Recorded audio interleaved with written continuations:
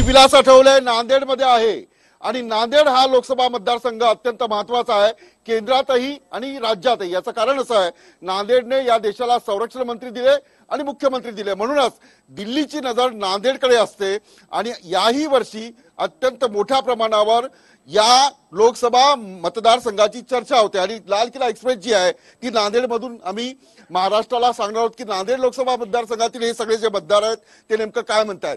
आणि सगळ्यात महत्त्वाचं आजचा दिवस जो आहे तो लोकसभा निवडणुकीसाठी अत्यंत महत्त्वाचा आहे। याचं कारण असं आहे मुंबईमध्ये उद्धव ठाकरे आपल्या खासदारांबरोबर चर्चा करत होते आणि जालन्यामध्ये भाजपची संपूर्ण राज्य कार्यकारिणी चर्चा करत होती आणि या दोन्ही मीटिंगमध्ये या बैठकांमध्ये मोठा भाऊ कोण अशा प्रकारची एक चर्चा सुरू झालेली आहे।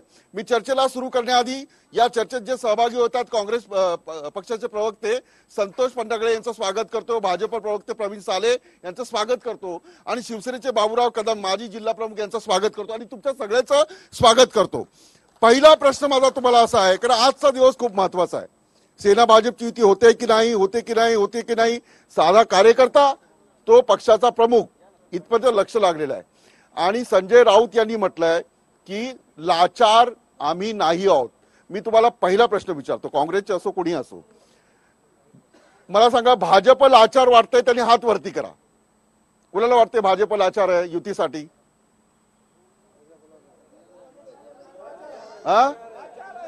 भाजप लाचार आहे? चला ठीक आहे, आता शिवसेना लाचार कोण आहे माझा प्रश्न असा आहे तर भाजप साठी मला सांगा आता शिवसेना लाचार आहे का? त्यांनी हात वरती करा। दोन्ही लाचार आहेत। मोठा भाऊ कोण आहे सांगा?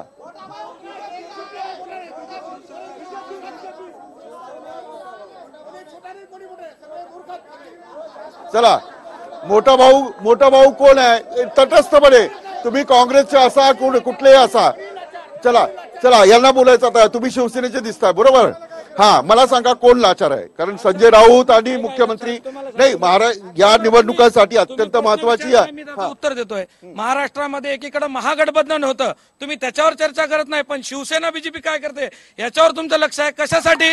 तुम्ही व्यक्तिगत बोला ना, पहिले काँग्रेस राष्ट्रवादी अजून काय उरलं सुरलं त्यांचं झालं महागठबंधन त्यांचं झालं, पण तुमचं तुम्ही नाही मला सांगा तुम्ही युतीमध्ये आहात, तुम्ही सरकारमध्ये आहात, केंद्रातही आहात, मला सांगा की हे काय होतं?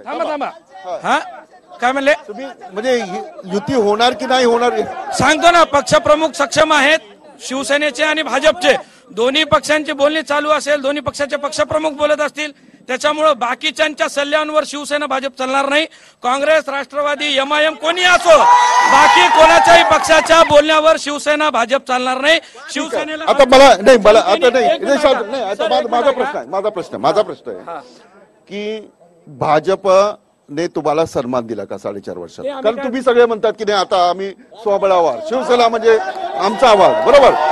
हा मग काय केलं पाहिजे मला साधा कार्यकर्ता म्हणून काय केलं पाहिजे? सांगतो ना तुम्हाला, जेव्हा ते गठबंधन करू शकतात तेव्हा आम्ही करू शकतो। शिवसेना भाजपचं गठबंधन झालं तर बाकी होत का नाही? तुम्ही सरकारमध्ये होईल ना बाकीच्यांनी एवढी आतुरता ठेवू नये, बाकीच्यांनी ज्यांना जे बोलायचं त्यांनी बोलावं, पण बाकीच्यांनी काळजी करू नये। बाकीच्यांनी काळजी करू नये, आम्ही आमचं बघून घेऊ अशी सामान्य कार्यकर्त्यांची भूमिका आहे। पण शिवसेनेचे कार्यकर्ते असो किंवा भाजपचे कार्यकर्ते स्वबळावर लढा अशा प्रकारचं एक प्रेशर जे आहे ते दोन्ही पक्षांवर ठीक आहे। मी आज ही घडामोड होती राज्यामध्ये आणि महत्वाची घडामोड आहे कारण शिवसेना आणि भाजपची युती होते की नाही होते याच्यावर सगळ्यांचं लक्ष लागलेलं आहे, नरेंद्र मोदींपासून सामान्य कार्यकर्त्यांचं। मी चर्चेला सुरुवात करतो। लोकसभा म्हणजे जो जीता वही सिकंदर अशा प्रकारची जी भूमिका आहे ती नेहमी मानली जाते। काँग्रेस पक्षाचे खासदार आहेत लोकसभा मतदारसंघामध्ये नांदेडच्या, काय झालं? काँग्रेस पक्षाच्या प्रवक्त्यांनी सांगावं की 5 वर्षात आम्ही हे दिलं आणि काय दिलं ते सांग। 5 वर्षामध्ये काँग्रेस पक्षांनी काय दिलं म्हणण्यापेक्षा मागील 1952 पासून 2019 पर्यंत काँग्रेस पक्षाने जे काय दिले ते नांदेडच्या विकासासाठी दिलेलं आहे। सत्ता काँग्रेसची, दुर्दैवाने काँग्रेसची देशातून राज्यातून सत्ता गेल्यानंतर सुद्धा माननीय अशोकराव चव्हाण साहेब सारख्या माणसांनी या नांदेडमधून विमानसेवा सुरू केलेली आहे। 5 विमान गेलेले आहेत आणि या जिल्ह्याच्या विकासासाठी जे जे काही चांगलं आणता येतं ते सगळं आणण्याचा प्रयत्न केला आहे. पण दुर्दैवाने तुम्ही जे आता शिवसेना भाजपचा विषय काढला होता ते दोन्ही नाही नाही साहेब ते बोलू द्या मला ते बोलू द्या. एक चोर आणि दुसरा महाचोर बाकी या दोघांची युती करायची तर त्यांनी दोघांनी ठरवायचं ते. चला ठीक आहे. आता मी भाजपचे जे आहेत भाजप मला सांगा यांनी म्हटलं की 5 वर्षात जे करायचं ते आम्ही केलेलं आहे. काय म्हणजे काय प्रश्न आहेत? तुम्ही आता विरोधी पक्षात आहात ठीक आहे सत्तेत आहात पण विरोधी पक्षात नांदेडमध्ये तरी आहात. देशाचे पंतप्रधान आदरणीय नरेंद्र मोदींनी जेव्हा 2014 साली सत्ता हाती घेतली तेव्हा त्यांचं पहिलं वाक्य होतं सबका साथ सबका विकास. हा मतदारसंघ नाही ठीक आहे यांचं होऊ द्या. हा बोला बोला. हा मतदारसंघ जरी बोला बोला तुम्ही बोला. हा मतदारसंघ जरी आवाज जातो, जिंकलेला असला बोला बोला तुमचा आवाज जातोय यांचा आवाज जातोय. जिंकला असला तरी 2014 ते 2019 पर्यंत भारतीय जनता पार्टीचे नेते पंतप्रधान आदरणीय नरेंद्र मोदींनी ज्या ज्या योजना आणल्या त्या योजना लागू करताना आम्ही कधीही पक्षभेद केला नाही. माझ्या मित्रांना मी सांगू इच्छितो 5 विमानाचा उल्लेख केला. उडान उडेगा देश का आम नागरिक अशा नावाने जी योजना सुरू केली प्रति घंट्याला 2500 रुपये फेअर लावून त्या योजनेअंतर्गत 5 विमान सुरू झाले. चला ठीक आहे. हे माझ्या मित्राला माहित नाही. मी परत येतो मी संधी येतो यांच्यावर. आता हे दोघं जे आहेत तुम्ही यांच्या मला सांगा तुम्ही भाजप बरोबर आहात का? तुम्ही कोल्हापूरमध्ये मी येतो प्रवीणजी मी येतो. नांदेडकरांनी ही योजना यशस्वी मला सांगा भाजप बरोबर आहात का? इथे विमान चालत नाही. इथे मात्र अशोक चव्हाण साहेबांनी विमान चालवलेलं आहे. शिवसेना सत्तेमध्ये आहे हे मी मान्य करतो परंतु ज्या ज्या वेळेस आज तुम्हाला माहित नसेल यवतमाळ जिल्हा लागूनच आहे. कॅबिनेटच्या बैठकीमध्ये तिथं 70 शेतकरी औषध एक पोलो नावाचं औषध आणि मोनोक्रोटोफास आंतरप्रवाही एक विषारी औषध फवारते वेळेस 70 लोकांचा मृत्यू झाला. परंतु त्यावेळेस 1 मिनिट त्यावेळेस बोलू द्या. अरे ऐका काय म्हणतो ते. हा बोला बोला. 70 काँग्रेसच्या काळातलं निर्माण झालेलं औषध होतं आंतरप्रवाही औषध होतं. 70 लोक मृत्युमुखी पडले. पण आमचे रामदास भाई कदम कॅबिनेट मध्ये प्रश्न विचारला काँग्रेसच्या काळात या त्या औषध तयार झालं म्हणून त्यांचा मृत्यू झाला असं मोनोक्रोटोफास आणि पुलो कंपनीवर तत्काळ बॅनाना आणि त्या ज्या कंपनीचे जे कोणी आहेत ते मॅनेजर आणि त्यांच्यावर 302 चा गुन्हा दाखल करून तत्काळ त्या कुटुंबियाला मदत करा. कॅबिनेट मध्ये बोललेले आहेत. आम्ही सत्तेत आहोत त्याच्यासाठी की काँग्रेस नामशेष झालेली आहे. कोणी बोलत नाही. विरोधी पक्ष म्हणून फक्त शिवसेना काम करते. ठीक आहे. हा मी नाही हा अगदी थोडक्यात माझी बारी राहिली. बोला बोला बोला. यांनी माझे भाजपचे प्रवक्ते असे म्हणाले की नरेंद्र मोदींनी मोठमोठ्या योजना या जिल्ह्यासाठी आणलेल्या आहेत. दुर्दैवाने सांगू इच्छितो या जिल्ह्यामधून जाणाऱ्या महामार्गाची चाळण झालेली आहे. सगळे महामार्ग खोदून ठेवलेले आहेत. शेतकऱ्यांना आजही त्यांना जो मिळाला पाहिजे नाहीये. अत्यंत वाईट अवस्था या जिल्ह्याची केली. रस्त्यांची चाळणी झाली. मला सांगा सरकारच्या आता हात वरती करायचे फक्त आवाज नाही करायचा. नाही हात वरती करा. सरकारच्या कामावर किती लोक खुश आहेत सांगा. राज्य सरकार आणि केंद्र हात वरती करा फक्त. किती लोक खुश आहेत? चला ठीक आहे. आता मी लोकसभा मतदारसंघात नेमके काय प्रश्न आहे ते घेतो. मला सांगा काय प्रश्न आहेत लोकसभा मतदारसंघात? लोकांबद्दलचे प्रश्न आहेत फार आहेत परंतु बीजेपी सरकार फेल झालेली आहे. ह्याच्यापासून तंग झालेले आहेत लोक. या भाजप सरकार आल्यापासून जवळपास काँग्रेसच्या राजवटीमध्ये 360 योजना चालत होत्या.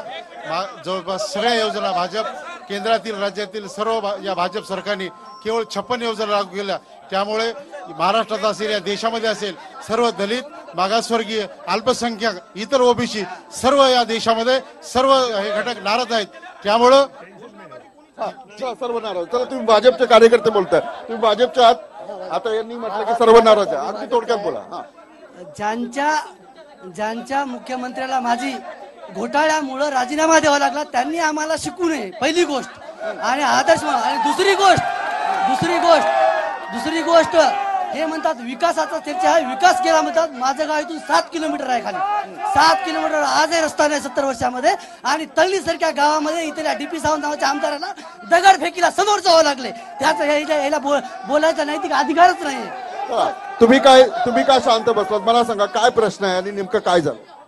नेमकं काय आहे काँग्रेस पक्षाच्या काळामध्ये खूप विकास झालेला आहे आणि भाजपच्या काळामध्ये विकासाला खुंटी लागलेली आहे. विकास काही थोडाही विकास झालेला नाही.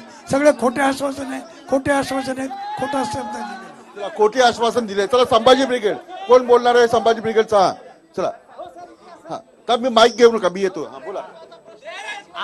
आज महाराष्ट्रामध्ये जे युतीचे सरकार आहे, तर जेव्हापासून हे सरकार आलं तेव्हापासून इतिहासाचं विकृतीकरण सुरू आहे.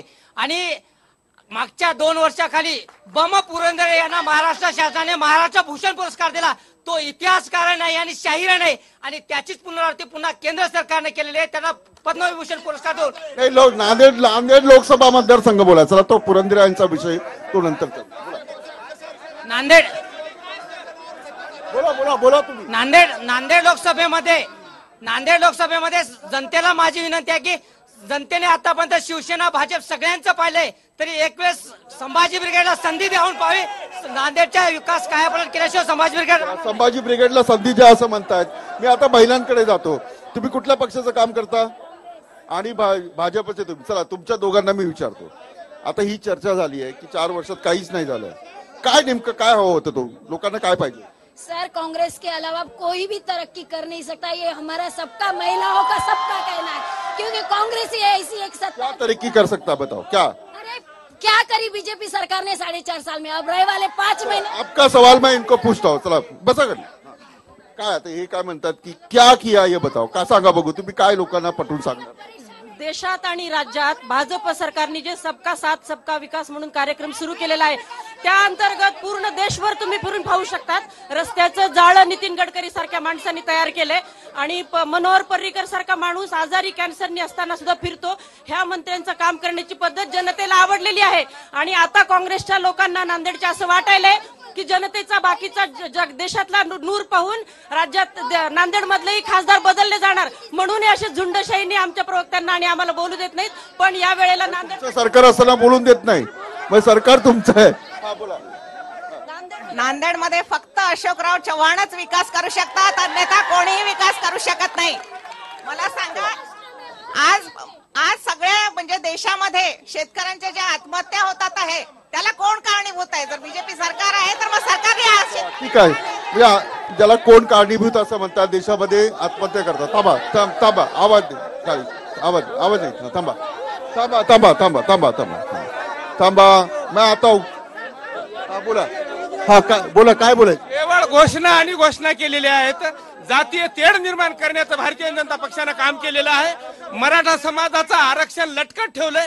धनगर समाजाला पहिल्या कॅबिनेटमध्ये आरक्षण देऊत म्हणून कबूल केलेलं होतं. माननीय आताचे जे मुख्यमंत्री काय तत्कालीन विरोधी पक्षामध्ये होते ते. म्हणजे जातीय तणाव निर्माण करण्याचं काम केलं असं त्यांचा आरोप आहे. ते मला वाटतं काँग्रेसचे आहात का तुम्ही?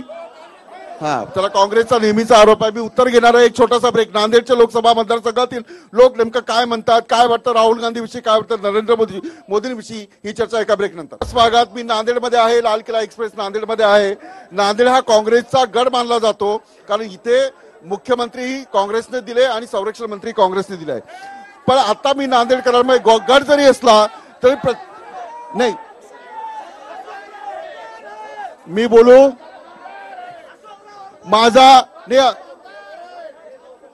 माझा एक प्रश्न आहे, माझा एक साधा प्रश्न आहे की आत्ताच्या खासदारांच्या कामावर कोण खुश आहे?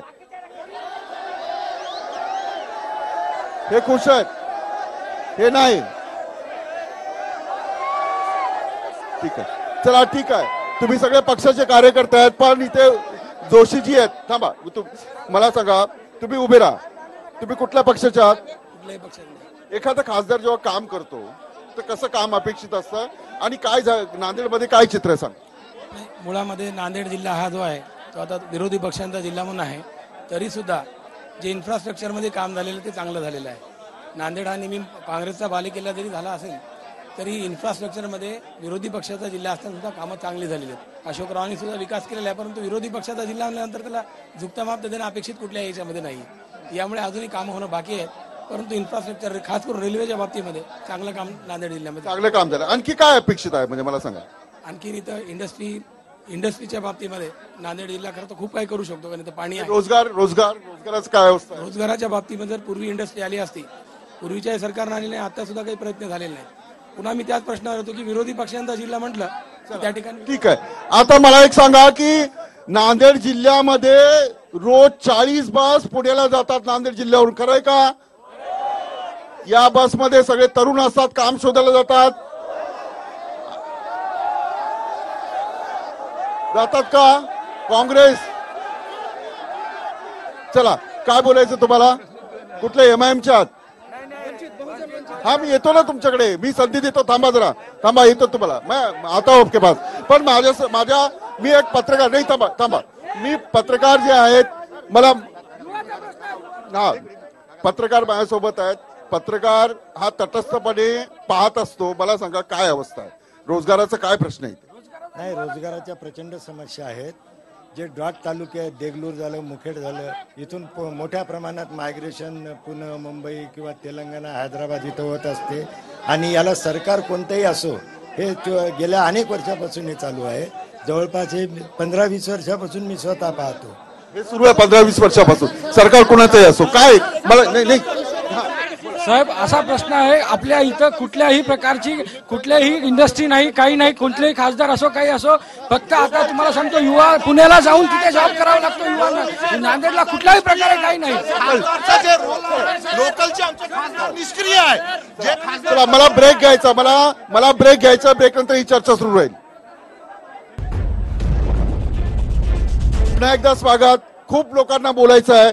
MIM आणि वंचित आघाडी जी आहेत ते आता, चला ठीक आहे, मला नाही, रोजगाराचा काय प्रश्न आहे? या ठिकाणी काँग्रेस, राष्ट्रवादी, BJP, सेना हे एकाच नाण्याच्या दोन बाजू आहेत. या जिल्ह्याचा विकास झालेला नाही. काल जे MIMची भारिप बहुजन महासंघ वंचितची जी सभा झाली, ती सभा पाहून सगळ्याच्या पायाखालची वाळू घसरलेली आहे. त्याच्यामुळे या ठिकाणी राहुल गांधीचं नाव यायलं, त्यामुळे या ठिकाणी या जिल्ह्याचा विकास झाला नाही. एकीकडे कारखाने, तुमची सभा बघून वाळू घसरली आहे. चला ठीक है, हाँ, अभी आप इनके साथ हो या कैसे? बोलो. नहीं सर, मेरा सवाल ये है कि पिछले 25 साल से कांग्रेस ने हुकूमत किया, 5 साल से आज बीजेपी शिवसेना हुकूमत कर रही है. मुसलमानों के आरक्षण की बात कोई करने को तैयार नहीं है. इसलिए महाराष्ट्र की जनता आने वाले दिनों के अंदर प्रकाश बाला साहब अम्बेडकर को मुख्यमंत्री बनाकर हम हमारा. तो ठीक है. आता जरा शांत रहा. मुझे बताओ कि प्रकाश अम्बेडकर को आप मुख्यमंत्री बनाने वाले हो. बिल्कुल. क्या दोगे महाराष्ट्र को? क्या दोगे? बोलो. खाली नाम है करके आप मुख्यमंत्री बनाओगे? क्या एजेंडा है आपके पास? नहीं सर, जिस तरीके से छत्रपति शिवाजी महाराज ने सबको मिलकर बहुजनों का साम्राज्य बनाया था, बाबा साहब अम्बेडकर साहब के नेतृत्व में प्रकाश अम्बेडकर साहब को ये दिए, उनका जो खून है उनका, इसलिए उनको बाला साहब प्रकाश अम्बेडकर साहब को मुख्यमंत्री बनाएंगे. बाबा साहब ने हमको न्याय दिया था, छत्रपति शिवाजी महाराज ने हमको न्याय दिया करके बनाएंगे. ठीक है, चलो. आता मी प्रवीण जी, वंचित बहुजन आघाडीची मोठी सभा झाली आहे, म्हणजे तुम्हाला धडकी बसली आहे? मला सांगा, कारण इथे MIM आणि बहुजन जे आहे त्यांचं वर्चस्व वाढत आहे, काय परिस्थिती आहे सांगा. मुळामध्ये MIM आणि जी बहुजन विकास आघाडी, वंचित आघाडी आहे, ती त्यांचा आणि आमचे राष्ट्रीय नेते राहुलजी गांधी, आमचे राज्याचे नेते अशोकराव चव्हाण साहेब यांची चर्चा चालू आहे. धर्मनिरपेक्ष विचाराचे माणसं आहेत, आम्ही सोबत राहणार आहोत. पण दुसरा एक विषय आहे साहेब, तो विषय राज्यपातळीवरचा आहे. पण दुसरा विषय आहे की या जिल्ह्यामध्ये विकासाचे कुठलंच काम होऊ दिल्या जात नाही. आमच्या महानगरपालिकेचे 5 कमिशनर 3 वर्षात बदलतात. इथे कलेक्टर ठेवत नाहीत, इथे SP ठेवत नाहीत. वर्ग 1 आणि वर्ग 2च्या अनेक जागा रिकाम्या आहेत. या जिल्ह्याला विकासापासून वंचित ठेवण्याचं काम नरेंद्र मोदी आणि देवेंद्र फडणवीस सरकार करत आहे. या ठिकाणच्या महामार्गाची वाट लावलेला आहे. विकास निधी असलेलं नाव बदललेलं आहे. बोला. माझे मित्र किंवा इतरही सहकारी असे वेग आरोप करण्यापेक्षा, आता एका माझ्या मित्रांनी प्रश्न विचारला की हमारे लिए क्या किया. इंडियन मुजाहिद नावाच्या अतिरेकेच्या संघटनेच्या नावाखाली UPA 1 आणि 2 नी 24,000 मुस्लिम पोरं जेलमध्ये टाकली होती. त्यापैकी 9,000 पोरांची फास्ट ट्रायल कोर्टामध्ये आता बेल होतीये. हे मुसलमानांच्यासाठी जमेची बाजू आहे. अलीगड मुस्लिम विद्यापीठाचे उपकेंद्र भारतात 5 ठिकाणी सुरू झाले पाहिजे. UPA 1चा निर्णय डॉक्टर मनमोहन सिंगांचा चांगला निर्णय UPA 1 नी घेतलेला. तत्कालीन एकाही काँग्रेसच्या महाराष्ट्रासहित एकाही सरकारने उपकेंद्र मराठवाड्यात सुरू करण्याचा निर्णय घेतला नाही. हा मुसलमानावर अन्याय आहे. आज उर्दू घर नावाचं एक घर ऑफिस इथं सुरू आहे, पण ज्याचं उद्घाटन हे राजकीय करत नाही. हे काय सांगतात काँग्रेसवाले? मला हे सांगा, मी म्हणजे लोकांनाच विचारतो, राहुल गांधीचं काम चांगलं आहे त्यांनी हात वरती करा. राहुल गांधी पंतप्रधान होऊ शकतात का? आता ठीक आहे, नरेंद्र मोदी चला ठीक आहे, चला नरेंद्र मोदी कुणाला हवेत? नकोय, नाही चाहिए.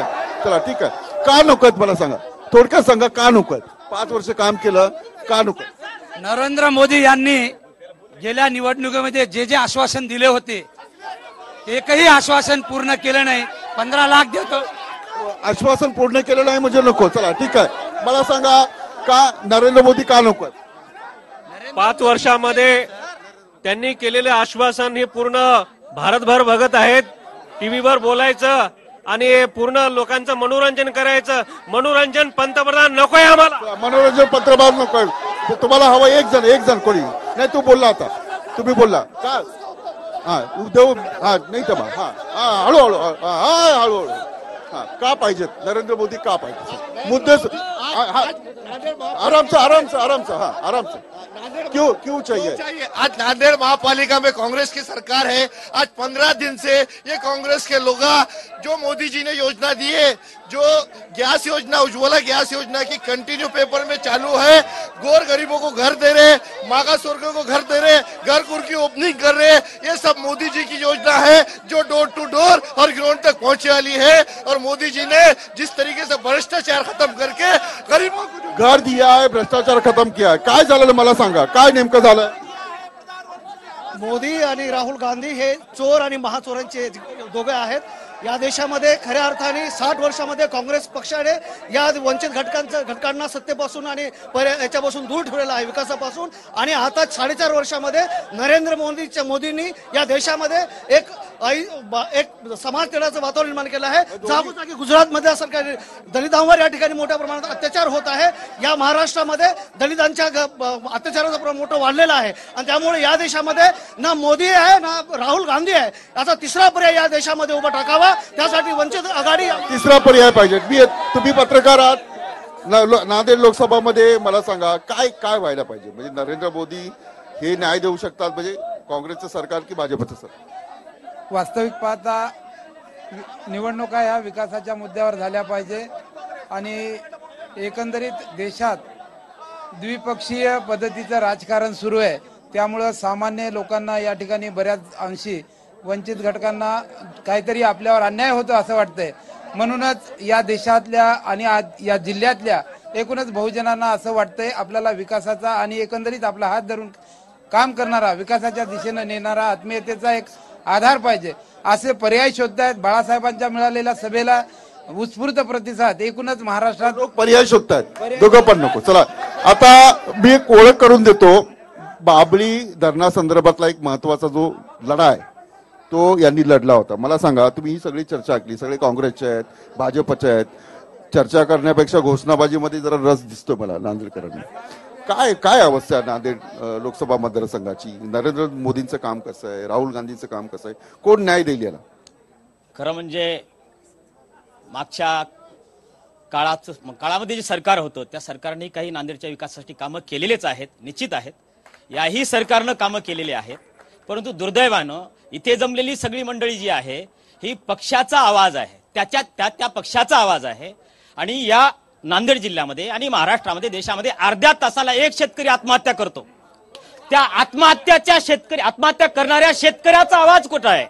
म्हणून लाल किल्ल्यामध्ये जोपर्यंत शेतकरी शेतमजुराचा नेता त्या पंतप्रधानाच्या पदावर जाणार नाही तोपर्यंत शेतकऱ्याला आणि मजुराला न्याय मिळणार नाही.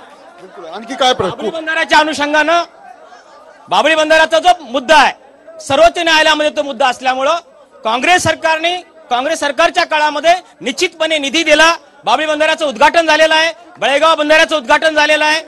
आणि निश्चितपणे 5 तालुक्याला सिंचनाचा प्रश्न कायमस्वरूपी सोडवण्याचा प्रयत्न त्या काळातल्या सरकारने केलेला आहे.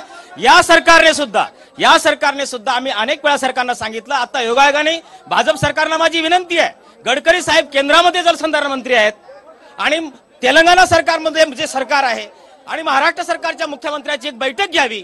आणि जो बाबळी बंधाऱ्याचा प्रश्न, पाणी सोडण्याचा जो प्रश्न आहे, हा प्रश्न सरकारला, बीजेपी सरकारला सोडवण्याची एक नामी संधी आहे. बिलकुल संधी गमावू नये. चला ठीक आहे. नाही आता मला सांगा, कुठल्याही पक्षाचा कार्यकर्ता नाही असं कोण आलं इथे? काय नाव तुमचं? सुभाष राय बोले. सुभाष राय बोले. हे कुठल्या पक्षाचे आहेत? खोटं नाही बोलायचं. काँग्रेसचे आहेत ना? खाली बसा. खोटं नाही बोलायचं. आता नाही, तुम्ही भाजी कोण पक्षाचा कार्यकर्ता नाही असं कोण आहे? तुम्ही संभाजी ब्रिगेडचा पक्ष आहे, तुम्ही पक्ष निवडणुका लढवताय. चला ठीक आहे. नाही हा बोल. आणखी काय मुद्दे आहेत? लोक म्हणजे नांदेड जिल्ह्याला मुख्यमंत्री पद असताना सुद्धा नांदेडहून पुण्याला जायला एकही रेल्वे नव्हती. भाजपच्या काळामध्ये नांदेड पुणे पनवेल ही गाडी आज रोज धावते. ती रोज एक्सप्रेस वे आहे. आजपर्यंत एकही रेल्वे नांदेड पुण्याला जायला नव्हती. रोज हजारो विद्यार्थी जात होते. ट्रॅव्हल्सवाल्यांचे फक्त आर्थिक तडजोडी पायी यांनी एक लोकांना छळलेलं आहे.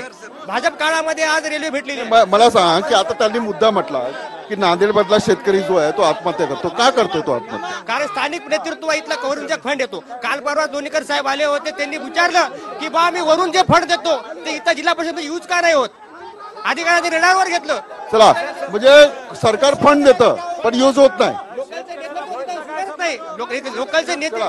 एक महत्वाचा मुद्दा आहे, मला भाजप आणि शिवसेनेकडून मत घेतलं पाहिजे. सरकार जे निधी देत आहे शेतकऱ्यांसाठी तो लोकांपर्यंत पोहोचतच नाही. लोक असं म्हणतात. का होतंय असं? नाही, या बाबतीत जर काही तशा व्यक्तिगत तक्रारी असतील तर त्याची निश्चित दखल घेतल्या जाईल. पण कोंबलवार सरांनी एक प्रश्न उपस्थित केला बाबळी बंधाऱ्याचा. तसाच एक खितपत पडलेला प्रश्न मुखेड तालुक्यातील लेंडी धरणाचा आहे. 1986 ला सुरू झालेल्या धरणाचं काम 150 कोटीवरचं आज 900 कोटीवर गेलं. त्याच्याकडे कोणी लक्ष दिलं नाही. पण 23 जानेवारीला पहिल्यांदा आमचे या मंडळाचे उपाध्यक्ष माधव भंडारी यांनी विस्तृत बैठक घेऊन तेथील जे विस्थापित लोक आहेत त्यांना पुनर्स्थापित करण्याचा जो प्रयत्न चालू केला. त्याच्यामुळे सिंचनाचं क्षेत्र मुखेड तालुक्यात देखील वाढणार आहे. नॅशनल हायवेची कामं सुरू आहेत, जलयुक्तची कामं सुरू आहेत, आयुष्यमान भारत योजना आलेली आहे, उज्ज्वला गॅस योजना चालू आहे, प्रधानमंत्री आवास योजना घर चालू आहे, नीम कोटेड युरिया दिल्या जात आहे, शेतकऱ्याला शौचालय दिल्या जात आहेत, वीज मुक्त दिल्या जात आहे. मोदींची 1 नाही 2 नाही 70 योजना सक्षमपणे राबवल्या. ठीक आहे, तुम्ही उत्तर दिलं. आता यांनी उत्तर दिलंय. ठीक आहे. आता मला प्रवीणजी सांगा, हे म्हणतात की काही मोजकेच प्रश्न, शेतकऱ्यांची काय अवस्था आहे? मला पहिल्या मुद्द्याचं उत्तर द्यावं लागेल की मुस्लिम समाजाच्या विषयी या ठिकाणी जे विषय निघाला आधी ते उत्तर देऊ द्या. त्यात 5% आरक्षण आमच्या राज्य सरकारने दिलेलं होतं, ते रद्द केलं. आणि राज्यात पहिलं तयार केलं आहे. साहेब हे शासन तिथलं उद्घाटन करायला तयार नाही.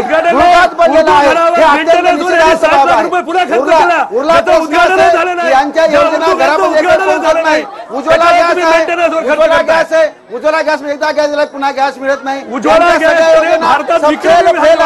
इथले पैसे दिले जात नाहीत. या ठिकाणी चोर आहे आणि नांदेडमधला घोटाळा करणारं सरकार आहे. म्हणून तुमचं नेतृत्व भांडतं. काय नांदेडमधल्या शेतकऱ्यांची अवस्था? एकच नेता शेतकऱ्याला न्याय देऊ शकते, ते म्हणजे उद्धव साहेब ठाकरे. संपूर्ण शेतकऱ्याचं कर्ज जर कोणी माफ करत असेल तर फक्त पण झालं का? ठिकाणी नांदेडच्या शेतकऱ्यांचं कर्ज माफ झालं का?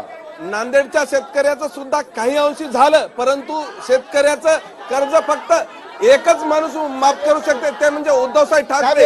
नांदेड जिल्ह्याची वाट लावली 2200 कोटी रुपये. वाट कुणी लावली?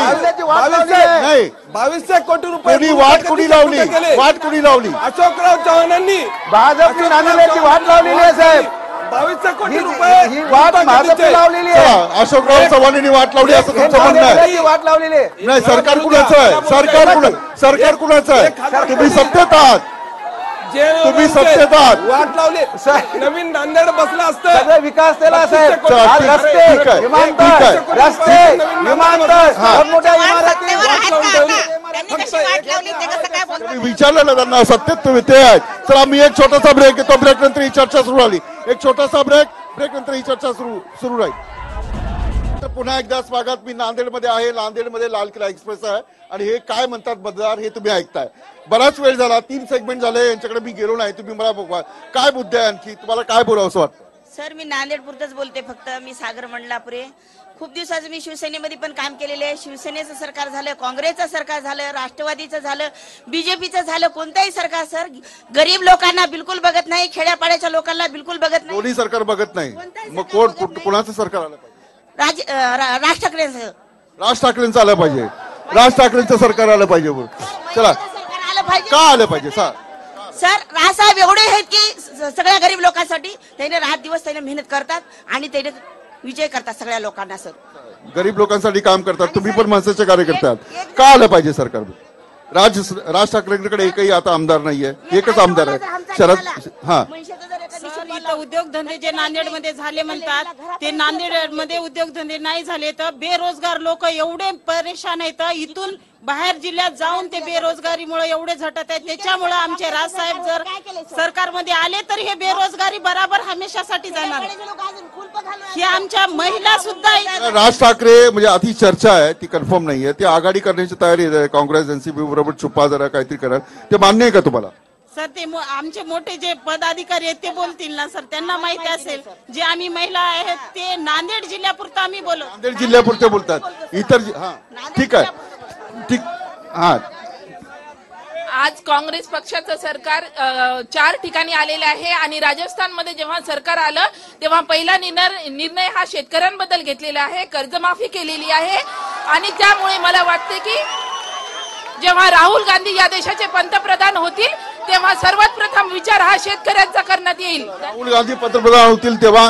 आता माझा एक प्रश्न आहे, म्हणजे एक महत्वाचा नाही, मला सांगा एक प्रश्न मी तुम्हाला विचारतो. काँग्रेस असो, भाजप असो, शिवसेना असो, कुठलाही पक्ष असो, ज्याला काम नाही त्याला सरकारने कमीत कमी पगार दिला पाहिजे का? कुणाला वाटतं दिला पाहिजे?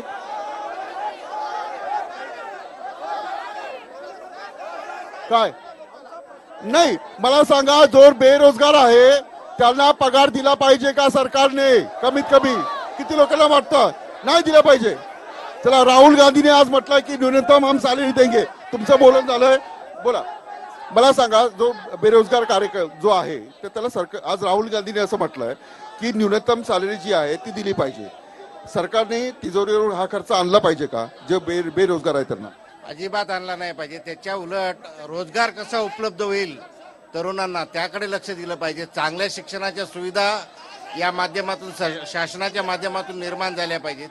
एकीकडे आपण कायदा करतो मोफत आणि सक्तीच्या शिक्षणाचा, आणि दुसरीकडे शिक्षणाचं खाजगीकरण मोठ्या प्रमाणात चालू आहे. त्याच्यामुळे शिक्षणही नाही आणि रोजगारही नाही. आता तुम्ही जर समजा फुकटमध्ये पैसे देत असाल तर मग ती पिढी बर्बादच होणार आहे आणि आयदी होणार आहे. नांदेडच्या विकासाच्या बाबतीत बोलायचं झालं तर नांदेडमध्ये सत्ता काँग्रेसची बऱ्याच काळ राहिलेली आहे. आजही प्रश्न जशाला तसे आहेत.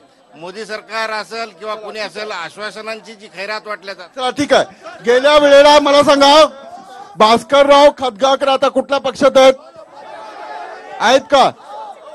कुठे आहेत? भाजपकडे आहे. तुमच्याकडे आहेत का?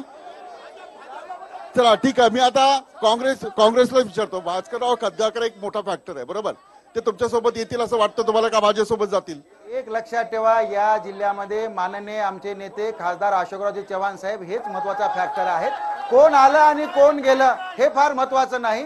अलीकडल्या काळात भास्करराव पाटील खतगांवकर आणि अन्य सगळे नेते हे भाजपशी घरोबा केल्यानंतर आम्ही जिल्हा परिषद, महानगरपालिका, नगरपंचायती, मार्केट कमिट्या, ग्रामपंचायती या सगळ्या आहेत. काही फरक पडणार नाही. आमचे नेते हे राज्याचे भावी मुख्यमंत्री आहेत, त्यामुळे त्यांच्यासोबत बोला. एका कारखान्याचे 4 कारखाने केले, सहकार क्षेत्र बुडीत काढलं. एका कारखान्याचे 4 कारखाने जिल्ह्यातले करून सहकार क्षेत्र बुडीत मला सांगा, खतगांवकर हा फॅक्टर तुम्हाला नांदेडची लोकसभा जिंकून देईल का? निश्चितच. शेवटी किती झालं कुठल्याही पक्षाकडून असला तर आमचं असं म्हणणं आहे की खेळाडू बॅट्समन हा बॅट्समन असतो. जरी तो भारताकडून खेळला किंवा तरी भास्करराव हे चांगले बॅट्समन आहे, त्यांचा निश्चित उपयोग होईल आम्हाला. स्वतःच्या फक्त सुनील, आता तुम्ही एक प्रश्न विचारला, खूप आवडीचा प्रश्न आहे माझा तो. बेरोजगारांना पैसे का पाहिजे हा मी सांगतो. नरेंद्र मोदीने भारतात सर्वे केला, 60 वर्षात काँग्रेसला बेरोजगारांना काही दिलं नाही. 7 वर्षात नरेंद्र मोदी यांनी काही दिलं नाही. एवढा जोश आहे एवढा जोश आहे की धक्का मारतायत. चला मी अखेरची कमेंट तुमच्याकडून घेतो. बेरोजगारांना भत्ता दिला पाहिजे का, पगार दिला पाहिजे? नाही द्यायला पाहिजे. चला नाही द्यायला पाहिजे. कुठल्या पक्षाचे आहेत तुम्ही? मी शिवसेनेची आहे. शिवसेने. चला ठीक आहे, मी कार्यक्रम इथेच थांबवतो. आपण सर्वजण या कार्यक्रमात सहभागी झालात. माझा वेळ संपलेला. आपण पात्रा TV9 मराठी.